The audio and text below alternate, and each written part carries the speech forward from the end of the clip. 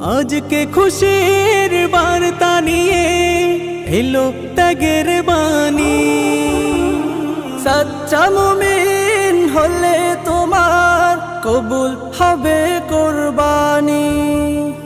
আজকে খুশির বার্তা নিয়ে এলো ত্যাগের বাণী।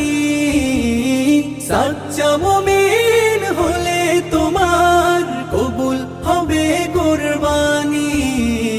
কবুল করো আরজি আমার রব্বুল আলামিন।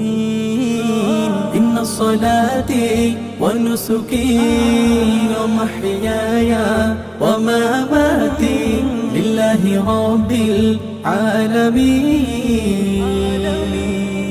ইন্না সলাতি ওয়া নুসুকি ওয়া মাহইয়ায়া ওয়া মামাতি